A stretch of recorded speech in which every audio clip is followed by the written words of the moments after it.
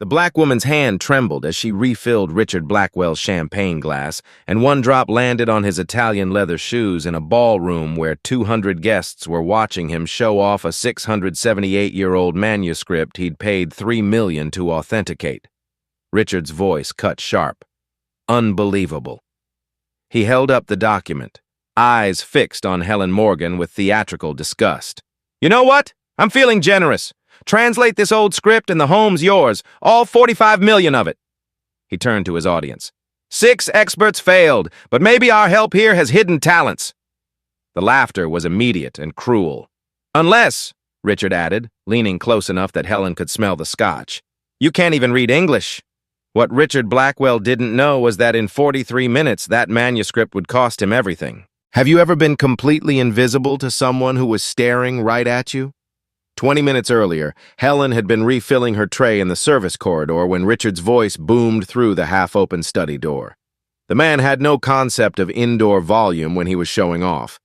"Gentlemen, feast your eyes on the Blackwell crown jewel." Richard's voice carried that particular smugness of inherited wealth. "Original estate deed, 1348. 678 years in my family. 3 million just for authentication." Helen paused. Through the doorway gap, she could see Richard holding a yellowed parchment in a glass case. Museum-quality preservation, private collection arrogance. A guest asked why he hadn't translated it. Richard's laugh was sharp. 6 experts tried, all failed.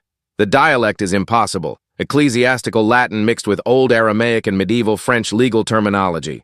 Only 3 people in the world could supposedly read this combination. All dead.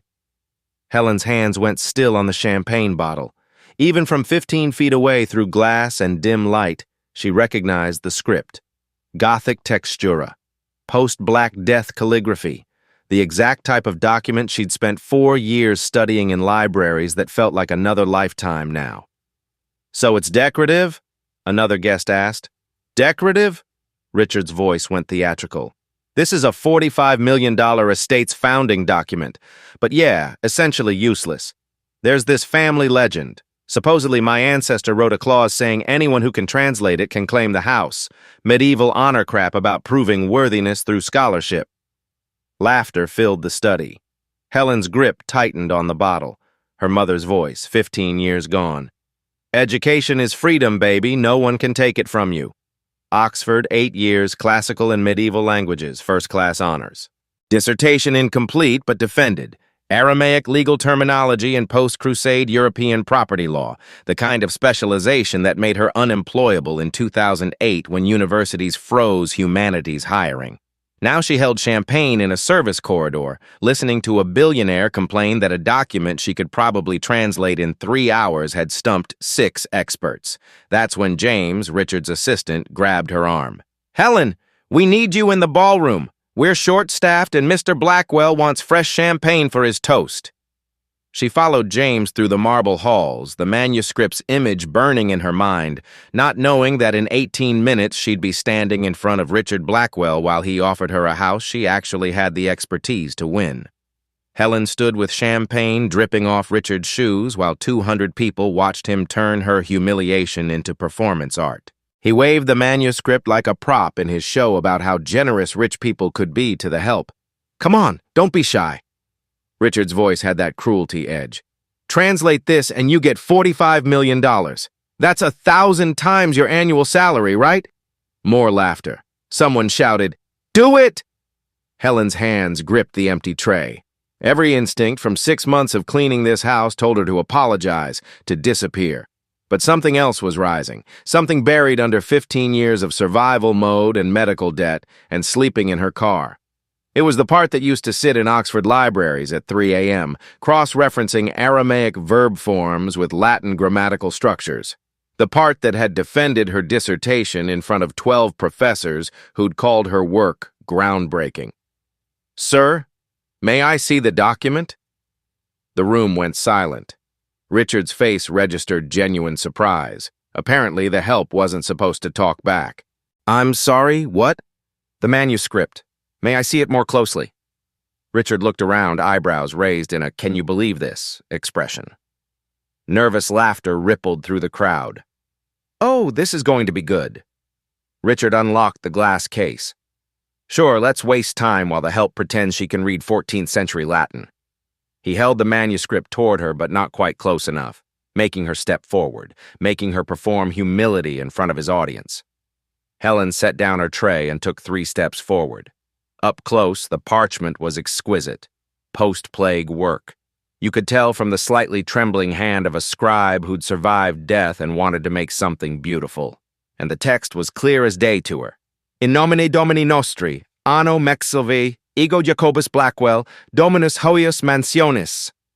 Helen's voice was steady, the Latin rolling off her tongue with 8 years' ease. In the name of our Lord, year 1348, I, James Blackwell, Lord of this manor, decree these words under seal and witnesses. The silence was different now. This was the silence of brains short-circuiting. Helen continued. This is post-Black Death ecclesiastical Latin.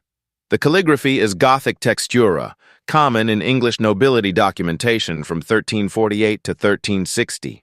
Your ancestor likely wrote this after surviving the plague. Richard's mouth fell open. Someone whispered, "Holy shit." The Aramaic and Old French you mentioned aren't unusual for this period. English nobles who traded with Jewish merchants and French nobility used trilingual legal documents for enforceability across different jurisdictions. Helen met Richard's eyes for the first time since she'd started working here. This isn't a cipher, Mr. Blackwell. It's specialized legal terminology from an era when international law required multilingual fluency. James was already on his phone, typing frantically. A woman in burgundy near the front spoke up. I'm Elizabeth Hayes, real estate attorney. Ms., what's your name? Helen Morgan. Miss Morgan, how do you know this? The question hung heavy. Helen could feel 200 gazes on her $18 uniform, on her scarred hands from 6 months of cleaning chemicals, on her face that had learned to be invisible in rooms full of people who looked through her. I have a first-class honors degree in classical and medieval languages from Oxford University. I graduated in 2008. My specialization was Aramaic legal terminology and post-Crusade European property law. The room exploded. The sound of 200 people talking at once felt like standing inside a beehive, but Helen barely heard it because her mind had gone somewhere else entirely, to a hospital room in Boston. October 2023, where her mother had looked at her with eyes that didn't quite recognize her anymore. How's work going, baby? Her mother had asked, the Alzheimer's having erased the last 15 years but somehow preserving memories from when Helen was young and full of promise. Helen had smiled and lied the way she'd been lying for 8 years. It's good, Mama. The university is keeping me busy. My students are brilliant this semester. I'm so proud of you, Professor Morgan. Her mother's hand, thin and trembling, had squeezed hers. I knew Oxford would open doors for you. I knew that degree would change your life. What Helen hadn't told her. She wasn't Professor Morgan. She was Helen Morgan, senior cleaner at Grandview Hotel, making $16 an hour. She'd tell her mother about teaching medieval literature to eager undergraduates, about faculty meetings and research grants, about the academic life she was supposed to be living. The truth was uglier. She'd graduated Oxford in 2008 with honors and came home to an economy in freefall. Universities froze hiring. Her student debt was $224,000. Her mother's Alzheimer's medication cost $6,800 a month. So Helen cleaned hotel rooms, then office buildings, then private homes. She worked 85-hour weeks. She slept 4 hours a night. She sold her research, her furniture, her car. She lived in a shelter for 2 years. She contemplated suicide in a Walmart parking lot at 3 a.m. And when her mother asked how work was going, Helen would smile and lie because the truth would have broken what was left of the woman who'd mortgaged her house to send her daughter to Oxford. Her mother died 3 months ago, never knowing that her sacrifice had led to Helen scrubbing toilets. Now Helen stood in a ballroom full of people who were just realizing that the woman they'd been laughing at had credentials that made most of them look like community college dropouts. Richard Blackwell recovered first because men like him always did. Okay, everyone calm down. He held up his hands like a conductor quieting an orchestra. So you went to Oxford. Congratulations. That doesn't mean you can actually translate a document that stumped 6 professional experts. Then let her try, Elizabeth Hayes said. The real estate attorney was already moving through the crowd toward Helen. You offered her the house if she could translate it. Let's see if she can— I was joking, Richard said, but his voice had lost some of its edge. It was a joke. Obviously, I'm not giving my house to the help over a party trick. It wasn't a joke, Richard. 200 witnesses heard you make a verbal contract. Elizabeth pulled out her phone. I recorded it. Would you like me to play it back? Richard's face went red. Elizabeth, come on, don't be ridiculous. This is my home, my family's home for 678 years. Then you should have been more careful with your words. Elizabeth turned to Helen. Miss Morgan, do you believe you can translate the complete document? Helen's hands were shaking again, but for a different reason now. I'd need to see all of it. What Mr. Blackwell showed me is just the opening paragraph. Full medieval property deeds were typically 20 to 30 pages. It's 24 pages, James said quietly. Richard shot him a murderous look. And you're confident you can translate all 24 pages? Elizabeth pressed. The smart answer was no. The safe answer was to apologize and go back to being invisible. But Helen thought about her mother's face in that hospital room, about 8 years at Oxford, about 15 years of people looking through her like she was furniture. Yes, I can translate it. How long would you need? Helen did the math. 24 pages of dense medieval text, 3 languages, legal terminology, 3 hours, maybe 4. Elizabeth smiled. Richard, I suggest you let her try. This is insane! Richard looked around for support. Someone tell me this is insane! But the crowd's mood had shifted. These were wealthy people who'd paid $5,000 per plate for this charity dinner, and Helen Morgan had just become the most interesting thing to happen at a Richard Blackwell event in years. A man in a tuxedo stepped forward. I'm Dr. Harold Pemberton, Cambridge University, Department of Medieval Studies. Miss Morgan, if you're serious about this, I'd like to observe and verify your work. I'm serious. Dr. Pemberton turned to Richard. Where's the full document? Richard looked like he'd swallowed something sour. In the library. Climate-controlled case. Then let's go to the library. Elizabeth's voice was crisp and professional. Miss Morgan will translate. Dr. Pemberton will verify. And Richard, you're going to keep your word like a gentleman, or I'm going to make sure every media outlet in this city knows you're a man who humiliates service workers for sport. The crowd murmured approval. Richard was trapped, and he knew it. Fine, fine. 3 hours, library. But when she fails, and she will fail, I want her fired. And I want a public apology. And when she succeeds, Elizabeth countered, you're going to sign over the deed within 30 days. Fair? Richard's jaw worked. Deal. They shook hands while 200 people watched and at least 50 phones recorded. Helen felt like she was having an out-of-body experience. This couldn't be real. This couldn't be happening. But it was. The library was exactly the kind of room you'd expect in a $45 million mansion. Floor-to-ceiling mahogany shelves, first editions in glass cases, a desk that looked like it cost more than Helen's entire life savings. The climate-controlled case containing the Blackwell manuscript sat on a pedestal like a religious artifact. Richard unlocked it with hands that shook slightly. Helen noticed. Good. Let him be nervous. Dr. Pemberton was setting up his laptop, pulling reference books from his bag. Miss Morgan, I'll be cross-checking your translation against known medieval texts. I won't help, but I will verify accuracy. That's fair. I'll also be here, Elizabeth said, settling into a leather chair. As witness and legal counsel, this needs to be airtight. Outside the library, the party had transformed into something else entirely. James had set up monitors in the ballroom so guests could watch the library via security cameras. It felt voyeuristic and thrilling and completely insane. Helen could hear murmurs through the door. She's bluffing, someone said. Probably memorized that one paragraph. I don't know, another voice countered. Did you see Pemberton's face? He thinks she's legit. Oxford degree doesn't mean she can read medieval manuscripts. That's a whole different skill set. $20 says she quits within an hour. I'll take that bet. 50 says she finishes. Helen tuned them out and focused on the manuscript. Richard laid out all 24 pages on the desk with exaggerated care, like he was handling nuclear weapons. The parchment was in remarkable condition considering its age. Someone in the Blackwell family had taken preservation seriously. Page 1 she'd already partially read. Pages 2 through 5 appeared to be standard property description. Boundaries, buildings, land rights. Pages 6 through 8 shifted into Aramaic, which would be trickier. Pages 9 through 15 looked like witness statements and legal attestations in mixed French and Latin.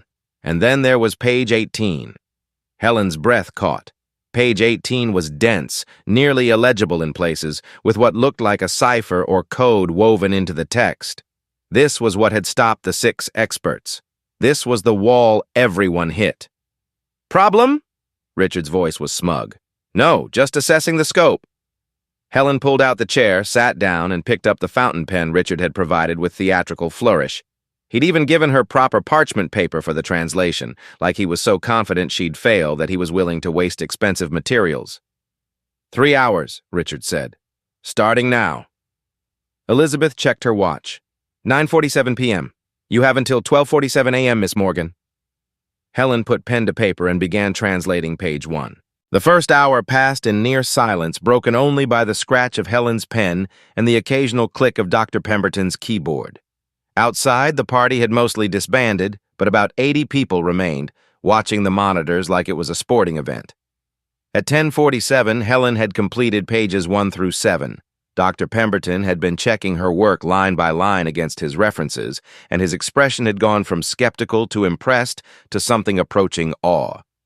"She's perfect," he muttered to Elizabeth. "Not just accurate. Her contextual interpretations are brilliant. She's catching nuances I've missed in my own research." Richard, who'd been pacing the library for an hour, froze. "She's what?" "She's translating with 0 errors. None. This is doctoral-level work at minimum." Richard's face went pale. "She's only done 7 pages. Wait till she hits page 18. That's where everyone quits." But Helen could feel momentum building. The Latin was flowing. The Aramaic was challenging but manageable. She was remembering things she hadn't thought about in 15 years. Verb forms, grammatical structures, scribal abbreviations. It was all coming back like muscle memory. At 11:15, Helen reached page 12, and her pen stopped mid-word. Elizabeth noticed immediately. "Miss Morgan? Everything all right?" Helen was staring at the text, her eyes wide. "Oh my God." "What?" Richard lunged forward. "See? She's stuck. I told you she'd—" "Your ancestor, James Blackwell, wrote this after his entire family died in the Black Death. Wife, 5 children, both parents. He survived because a servant woman nursed him." Helen's voice was shaking. "Her name was Abena. She was from West Africa. She'd been enslaved and then freed by James's father in 1346. The library went completely silent. Most servants fled when the plague hit. Abena stayed. She changed his infected bandages, fed him, prayed with him, risked her life for 6 weeks while he was dying.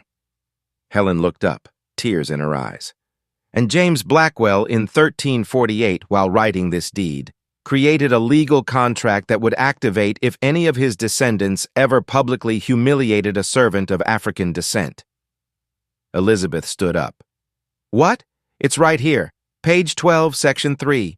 Should any heir of my blood forget the lesson Abena taught, that true nobility is character, not birthright, and should that heir mock, demean, or publicly humiliate any servant of her lineage in the presence of no fewer than 10 witnesses, that heir shall forfeit all claim to this estate. The estate shall pass to the humiliated servant, provided said servant can demonstrate equal or superior scholarship to the offending heir." Dr. Pemberton was frantically typing. "My God, that's a medieval property covenant. Those are legally binding if they're part of the original founding deed." Richard's face had gone from pale to green. No, that can't be legal." "It absolutely is," Elizabeth said, her voice sharp. "Medieval covenant contracts supersede modern property law if they're properly documented. Richard, you just triggered a 678-year-old legal trap your ancestor built specifically for racist descendants." "I'm not racist," Richard's voice cracked. "I didn't say anything racist." "You said these people in reference to Helen's race," Elizabeth countered. "Some people aren't cut out for refined environments. You made your meaning clear without saying the words. That's how modern racism works, Richard. Plausible deniability." Outside the library, the remaining guests were losing their minds. The monitors were showing everything. Helen's translation, the conversation, Richard's panic. Someone had started live streaming. Within minutes, the footage was on Twitter, TikTok, Instagram. The hashtag #OxfordMaid started trending. Dr. Pemberton was reading over Helen's shoulder now, his voice tight with emotion. James Blackwell continues, I decree this because Abena showed me that I had spent 20 years of my life judging human worth by birth and wealth when the truest measure of a soul is what they do when no one is watching. She could have fled. She could have let me die. Instead, she proved herself more noble than any lord I've known. Helen wiped her eyes and kept translating. There's more. He established an endowment. 8,000 gold sovereigns converted to modern value through compound interest and historical currency rates. Approximately 18 million pounds, held in trust at Coutts Bank in London, specifically designated to maintain the estate if it ever passed to a non-Blackwell heir. Richard actually stumbled. James caught him. Sir, you need to sit down. There's an 18 million pound endowment. Elizabeth was already on her phone. Why have you been paying maintenance out of pocket? Because no one ever translated the fucking document, Richard shouted. My family's been paying for 600 years while 18 million sat in a bank because we couldn't read our own deed. Helen set down her pen. Page 12 complete. 12 more to go. 1 hour, 32 minutes remaining. Elizabeth Hayes stepped out of the library and into the ballroom where the remaining guests were glued to monitors. The energy in the room had completely shifted. What had started as entertainment had become something else, a reckoning. Ladies and gentlemen, Elizabeth said, her voice carrying across the marble floors, I need to make something clear. What we're witnessing tonight is legally binding. Helen Morgan is in the process of translating a document that contains an enforceable medieval property covenant. If she completes this translation accurately, ownership of Blackwell Estate transfers to her immediately. A woman in the front raised her hand. Can Richard challenge it in court? He can try. But medieval property covenants are notoriously difficult to overturn, especially when they're this well documented and this specific. James Blackwell knew what he was doing. He built a legal bomb and buried it in the foundation of his family's legacy. A man in a tuxedo stood up. I'm Thomas Bradley, Venture Capital. I want to go on record as saying I'm impressed as hell by Miss Morgan. Whatever happens tonight, I'm offering her consulting work. We have international contracts that need translation. $500 per hour. Make it 600, another voice called out. Catherine Wells, Wells & Associates, we do archaeological acquisitions. Your skills are exactly what we need, Miss Morgan. More offers came. A law firm wanted her for legal translation. A publishing house wanted her to consult on historical manuscripts. A tech company needed someone who could translate ancient texts for their AI training data. Inside the library, Helen heard none of this. She was deep in page 15, navigating a particularly dense section of witness testimonials written in legal French that most modern French speakers wouldn't recognize. Dr. Pemberton pulled Elizabeth aside. I need to say something publicly. Then say it.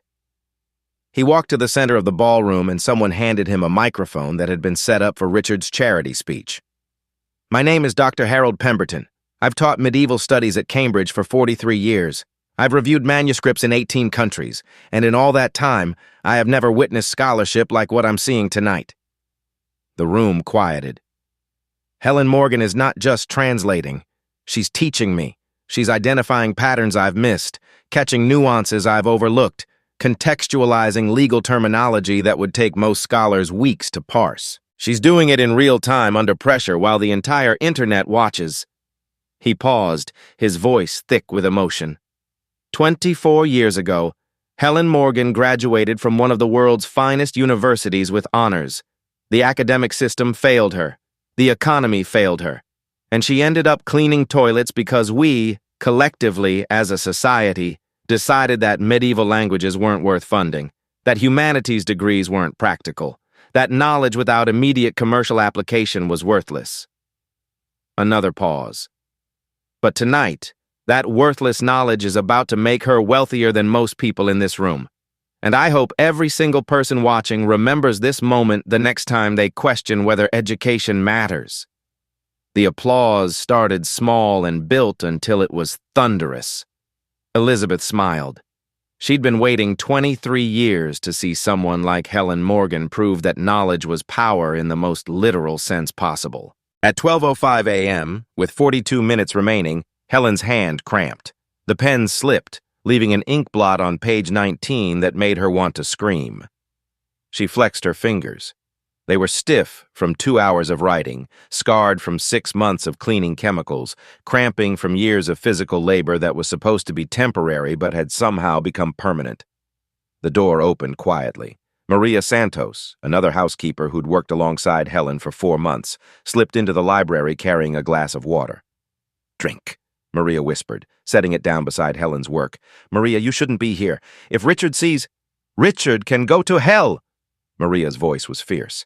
"Half the staff is watching you on their phones right now. The cook is crying, the gardener is praying, and I'm here to tell you that everyone who's ever had to smile while rich people treated them like furniture is rooting for you." Helen's eyes filled with tears. "I'm scared. What if I mess up? What if page 18 is actually impossible? Then you'll have still done more than anyone expected." Maria squeezed her shoulder. "But Helen, I've watched you help my daughter with her Latin homework every week for 4 months. You're brilliant. You've just been too busy surviving to remember that." Maria left as quietly as she'd come. Helen drank the water, flexed her hand one more time, and picked up the pen. Page 18 was exactly as difficult as she'd feared.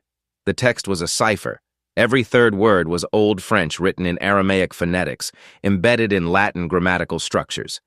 It was designed to be impossible unless you had the exact combination of skills Helen happened to possess. But she could see the pattern. It was like looking at a magic eye poster. Once you saw it, you couldn't unsee it. She wrote steadily for 20 minutes, decoding the cipher line by line. The content was beautiful. James Blackwell explaining why he'd created this trap, why he believed his descendants needed to be tested, why he thought scholarship and character mattered more than bloodline. "To the soul who reads this," Helen translated aloud without meaning to, "you have proven yourself worthy not through inheritance, but through dedication to knowledge. Use this house with wisdom, honor Abena's memory, and remember, true nobility is earned, never given." Dr. Pemberton was openly crying now. Elizabeth had her hand over her mouth. Even James, Richard's assistant, looked moved. Richard was sitting in the corner, head in his hands, watching his inheritance slip away one word at a time. Helen had 6 pages left, 23 minutes on the clock. Her hand was cramping again, but she didn't care. She was going to finish this if it killed her. Midnight arrived with Helen on page 22. The ballroom had filled back up. Word had spread through social media that this was actually happening. A maid was taking a mansion from a billionaire through medieval contract law. The live streams had over 2 million viewers. News vans were pulling up outside. CNN wanted a statement. The Washington Post was writing the story in real time. Twitter had made Helen Morgan into a verb. To Helen Morgan, someone meant to destroy them with knowledge they'd underestimated. Inside the library, Helen was in a zone she hadn't accessed since her dissertation defense. Every neuron firing, every skill she'd ever learned converging on these final pages. Latin, Aramaic, Old French, legal terminology, historical context, paleography, cryptography, 8 years of Oxford compressed into the tip of a fountain pen. Page 23 was witness statements. Lords and ladies from 1348, Jewish merchants, a Catholic bishop, even Abena herself. James had taught her to write her name in Latin characters, and her signature was there, careful and proud. Page 24 was the final decree. Helen's hand was shaking as she translated the last paragraph. "Let it be known that this covenant shall be irrevocable and immediate upon successful translation. The heir who has transgressed against the spirit of Abena's lesson shall vacate this manor within 1 lunar month. The new master or mistress of this house shall receive not only the physical property, but also the moral obligation to use this wealth in service of justice and knowledge." Helen set down her pen at 12:36 a.m. Translation complete. The silence lasted maybe 3 seconds before the library door burst open and 80 people tried to crowd in at once. Dr. Pemberton was on his feet. Elizabeth was already on her phone with Coutts Bank in London, and Richard Blackwell looked like a man watching his life end. "Wait," Richard said, his voice desperate. "Wait, she could have made mistakes. We need verification. I've been verifying for 3 hours," Dr. Pemberton interrupted. "She made 0 errors. 0. This translation is perfect. That's impossible. 6 experts didn't have her specific combination of expertise. They probably approached it as classical Latin or pure Aramaic. Helen treated it as what it is, a multilingual legal document from a specific historical moment. She didn't just translate words, she translated context. A second expert stepped forward, Dr. Sarah Willis from Harvard, who'd been watching the live stream and driven over. I've been cross-referencing remotely. Dr. Pemberton is correct. This translation is flawless. Miss Morgan even caught scribal errors in the original text and noted them in her translation. Elizabeth ended her call. Coutts Bank confirms the existence of the endowment. Current value is £32 million, approximately 41 million US dollars. The trust conditions match exactly what Helen translated. The account activates upon successful translation of the deed. Richard made a sound like a wounded animal. This can't be happening. It is happening, Elizabeth said firmly. Richard Blackwell, as of 12:36 a.m., you are no longer the owner of this property. Helen Morgan, you are now the legal owner of Blackwell Estate, valued at $45 million plus $41 million in liquid endowment funds. You're worth approximately $86 million. Helen stood up slowly, like she might shatter if she moved too fast. I'm sorry, what? You're a millionaire. Congratulations. The crowd outside erupted, cheering, crying, phones everywhere. Someone started chanting, "Helen, Helen!" And within seconds, the whole ballroom had picked it up. Helen felt like she was having a stroke. 8 hours ago, she'd been scrubbing this house's toilets for $16 an hour. She'd been living in a shared apartment with 3 other housekeepers, sleeping on a couch, eating ramen, $54,000 in debt from her mother's funeral costs on top of her student loans. And now she owned this house. She owned this $45 million mansion she'd been cleaning for 6 months. Elizabeth pulled out a keyring. These are yours now. Front door, back entrance, garage, wine cellar, library, safe. Helen took the keys with hands that wouldn't stop shaking. The metal felt foreign and heavy and surreal. Richard stood up, his face a mask of devastation. Helen, Miss Morgan, Dr. Morgan, His voice broke. I'm sorry. For everything. I know it's too late. I know it doesn't change anything, but I'm sorry. He walked towards the door, James following, but Helen's voice stopped him. Mr. Blackwell, he turned. Thank you. For what? For underestimating me. If you'd been kind, I'd still be cleaning your toilets. Your cruelty set me free. She paused. I hope someday you understand what your ancestor was trying to teach you. Richard nodded once and left, his footsteps echoing through halls that no longer belonged to him. Dr. Pemberton approached Helen, his eyes still wet. Dr. Morgan, Oxford University would be honored to offer you an honorary doctorate in medieval studies, and if you're interested, a visiting scholar position with full benefits. I don't know what to say. Say yes. Say you'll let us correct the mistake we made in letting you slip through the cracks. Helen nodded, overwhelmed, and then Maria was there, hugging her, crying into her shoulder, and suddenly all the housekeeping staff had crowded into the library, everyone hugging and crying and celebrating. Outside, the news trucks were broadcasting live. The story was already going global. Helen Morgan, the Oxford-educated maid who'd won a mansion through medieval contract law. The ultimate underdog story. The revenge of the underestimated. But Helen barely noticed. She was holding Maria, crying tears she'd been holding back for 15 years, feeling something she hadn't felt since before her mother got sick. Hope. 72 hours later, Helen stood on the steps of Blackwell Estate, her estate now, facing 200 reporters and a crowd of 5,000 people who'd gathered outside the gates. She wasn't wearing her maid's uniform anymore. Elizabeth had taken her shopping, and now Helen wore a navy blue suit that actually fit, her hair professionally styled, looking like the Oxford graduate she'd always been but hadn't been allowed to appear as for 15 years. The press conference was Elizabeth's idea. Control the narrative. Make a statement. Don't let the media turn this into a circus. Too late. It was already a circus. Helen stepped to the microphone. My name is Dr. Helen Morgan. 3 days ago, I was a housekeeper earning $32,000 per year. Today, I own an estate worth $45 million and have access to a $41 million endowment. Some people are calling this luck. It's not. She paused, looking at the cameras. This is what happens when someone mistakes your uniform for your identity, when someone assumes poverty means stupidity, when someone forgets that education once earned can never be taken away. The crowd was completely silent. Richard Blackwell mocked me because he saw a black woman in a maid's uniform and decided he knew everything about me. He was wrong. His ancestor, James Blackwell, 678 years ago, built a legal trap for exactly this kind of arrogance. 3 nights ago, that trap was sprung. She pulled out a piece of paper.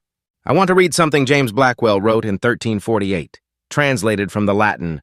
I have learned through plague and loss that the truest measure of nobility is not birth or wealth, but what a soul does when the world isn't watching. Abena could have let me die.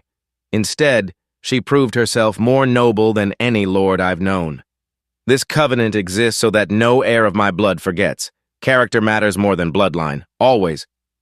Helen folded the paper. James Blackwell understood something in the 14th century that we're still struggling with in the 21st.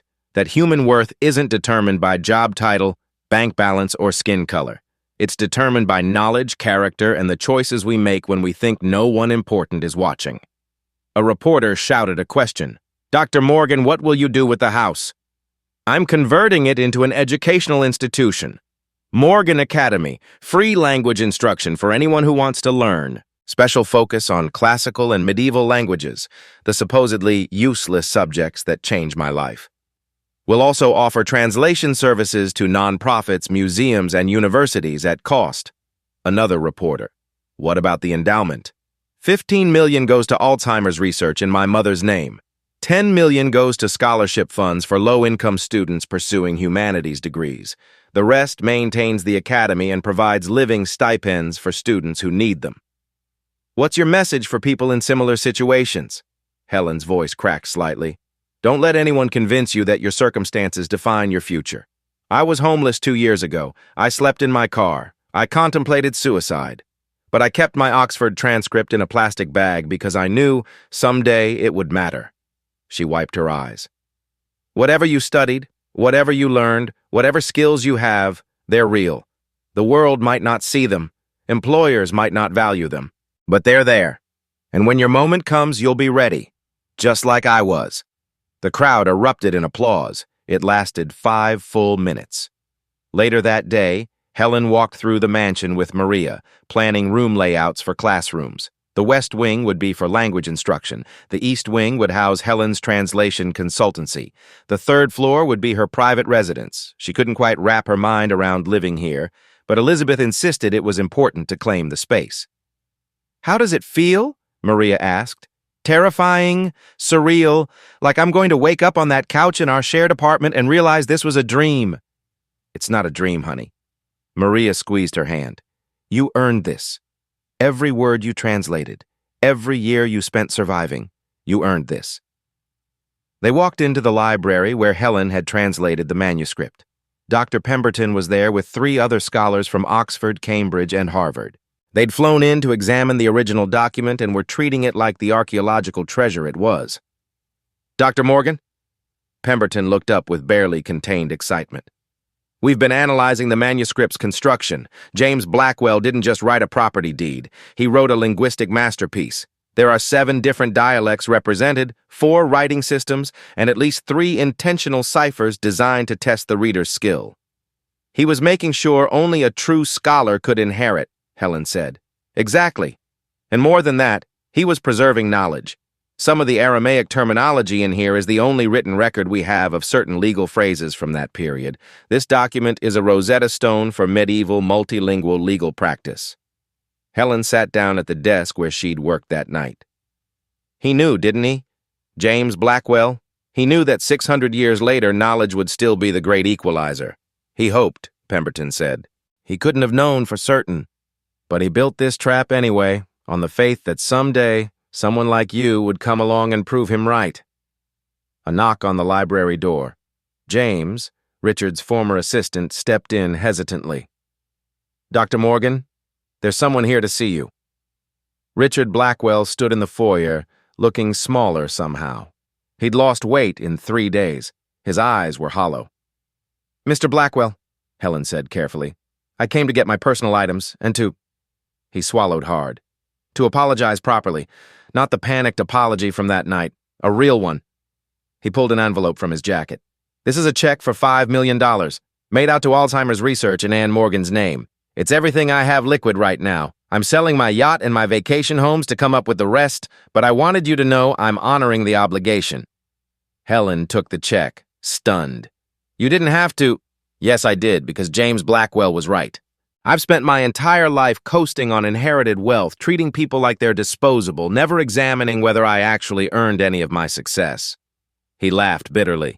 Turns out I didn't. I just managed not to screw up what my ancestors built. What will you do now? I don't know. Start over, I guess. Maybe actually build something for once instead of just inheriting it. He met her eyes.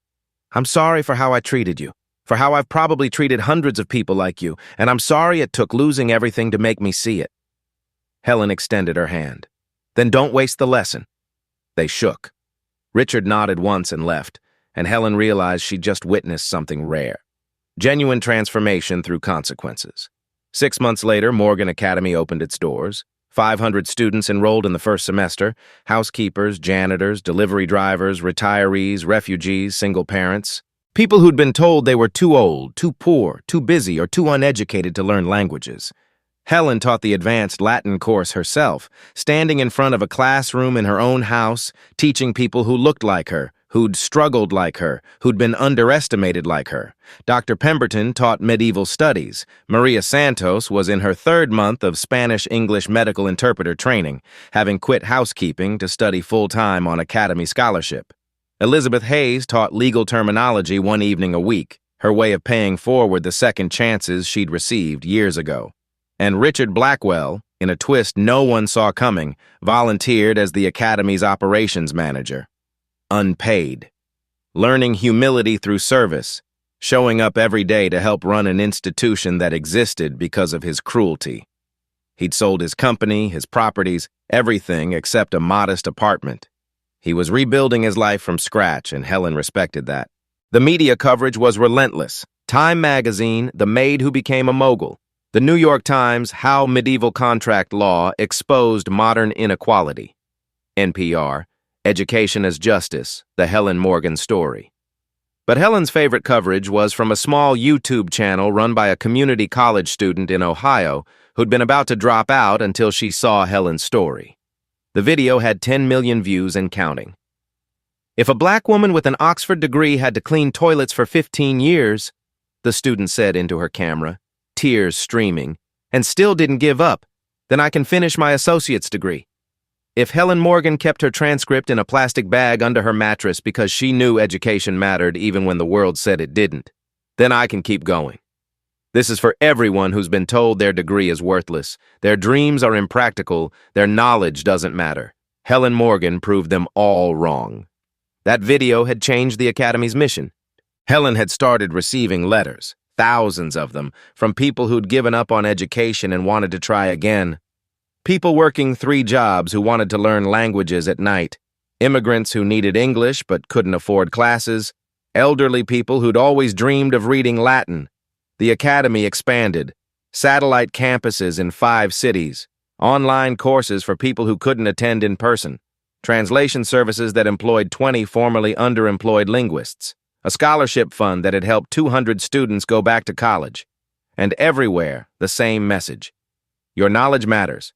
Your education has value. Don't let circumstances convince you otherwise. On the 1-year anniversary of that night in Richard Blackwell's ballroom, Helen visited her mother's grave. The headstone was new, white marble, elegant, with an inscription Helen had chosen carefully. Anne Marie Morgan, 1952 to 2023. She believed education was freedom. She was right. Helen set down flowers and sat in the grass, not caring that her expensive suit might get dirty. "Hi, Mama," she said quietly. "I did it. The Oxford degree wasn't wasted. You weren't wrong about me." The wind rustled through the cemetery trees. Helen imagined it was her mother's voice, proud and eternal. "I built something," Helen continued. "An academy, a legacy. A place where people like me, people who've been counted out, can come back and reclaim their knowledge." We've helped 800 people this year, Mama. 800 people who thought education had passed them by.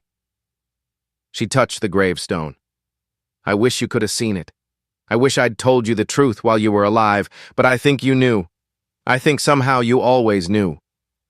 Helen stood, wiping her eyes, looking at the cityscape beyond the cemetery.